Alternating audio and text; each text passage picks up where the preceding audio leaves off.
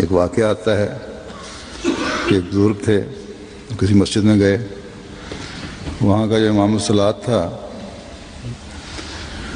وہ نماز پڑھاتے ہوئے اپنے کاروبار کے متعلق سوچ رہا تھا کہ میں یہ مال حضرت مسلم نے بیان کیا کہ امرتسر سے خریدوں گا، پھر دہلی لے کے جاؤں گا، وہاں سے اتنا منافع کماؤں گا، پھر اس کو کلکتے لے جاؤں گا، وہاں سے اتنا منافع ہوگا، پھر آگے چلوں گا۔ تو ایک بزرگ جو پیچھے نماز پڑھ رہے تھے انہوں نے نماز توڑ دی اور علیحدہ ہو کے نماز پڑھنے لگے۔ کشفی طور پہ ان کو اللہ تعالیٰ نے اس کے امام کے دل کی حالت بتا دی۔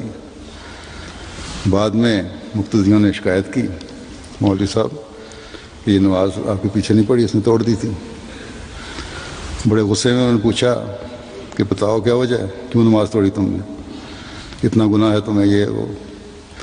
اس نے کہا مولوی صاحب میں کمزور بوڑھا آدمی ہوں، آپ نے سفر شروع کیا امرتسر سے اور کلکتے پہنچ گئے، ابھی آپ نے بخارا تک جانا تھا، میں اتنی دور آپ کے ساتھ نہیں جا سکتا۔ تو یہ بھی حال ہوتا ہے نماز پڑھانے والوں کو بھی بعض دفعہ۔ پھر 1906 کی ایک تقریر میں آپ فرماتے ہیں کہ نماز کیا ہے؟ یہ ایک دعا ہے جس میں پورا درد اور سوزش ہو، اسی لیے اس کا نام صلاۃ ہے، کیونکہ سوزش اور فرقت اور درد سے طلب کیا جاتا ہے کہ اللہ تعالیٰ بد ارادوں اور برے جذبات کو اندر سے دور کرے اور پاک محبت اس کی جگہ اپنے فیض عام کے ماتحت پیدا کر دے۔ فرمایا صلاۃ کا لفظ اس امر پر دلالت کرتا ہے کہ نرے الفاظ اور دعا ہی کافی نہیں، بلکہ اس کے ساتھ ضروری ہے کہ ایک سوزش، رقت اور درد ساتھ ہو۔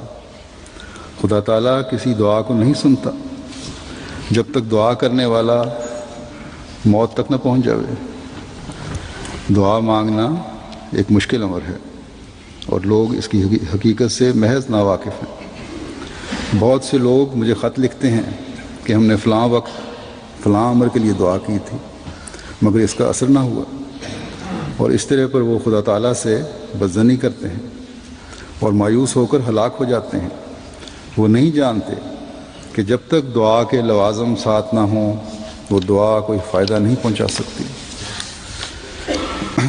دعا کے لوازم میں سے یہ ہے کہ دل پگھل جاوے اور روح پانی کی طرح حضرت احدیت کے آستانے پر گرے، اور ایک کرب اور اضطراب اس میں پیدا ہو، اور ساتھ ہی انسان بے صبر اور جلد باز نہ ہو بلکہ صبر اور استقامت کے ساتھ دعا میں لگا رہے، پھر توقع کی جاتی ہے کہ وہ دعا قبول ہوگی۔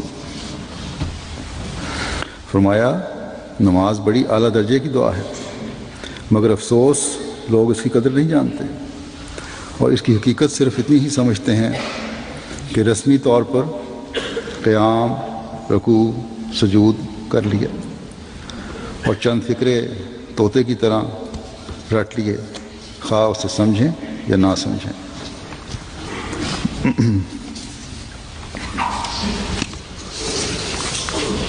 فرمایا کہ یاد رکھو کہ ہمیں اور ہر ایک طالب حق کو نماز ایسی نعمت کے ہوتے ہوئے، یعنی نماز جیسی نعمت کے ہوتے ہوئے کسی اور بدعت کی ضرورت نہیں ہے۔ حضرت صلی اللہ علیہ وسلم جب کسی تکلیف یا ابتلا کو دیکھتے تو فوراً نماز میں کھڑے ہو جاتے تھے، اور ہمارا اپنا اور ان راست بازوں کا جو پہلے ہو گزرے ہیں ان سب کا تجربہ ہے کہ نماز سے بڑھ کر خدا کی طرف لے جانے والی کوئی چیز نہیں۔ جب انسان قیام کرتا ہے تو ایک ادب کا اختیار کرتا ہے، اور ایک غلام جب اپنے آقا کے سامنے کھڑا ہوتا ہے تو وہ ہمیشہ دست بستہ کھڑا ہوتا ہے۔ پھر رکوع بھی ادب ہے جو قیام سے بڑھ کر ہے، اور سجدہ ادب کا انتہائی مقام ہے۔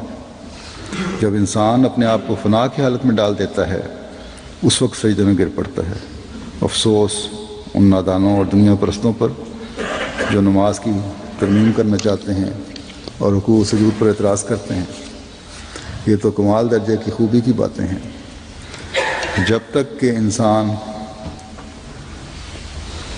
اس عالم میں سے حصہ نہ لے جس سے نماز اپنی حد تک پہنچتی ہے، تب تک انسان کے ہاتھ میں کچھ نہیں، مگر جس شخص کا یقین خدا پر نہیں وہ نماز پر کس طرح یقین کر سکتا؟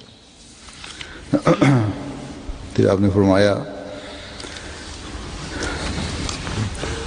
بس میں یہ کہنا چاہتا ہوں کہ خدا تعالیٰ سے نہایت سوز اور ایک جوش کے ساتھ یہ دعا مانگنی چاہیے کہ جس طرح اور پھلوں اور اشیاء کی طرح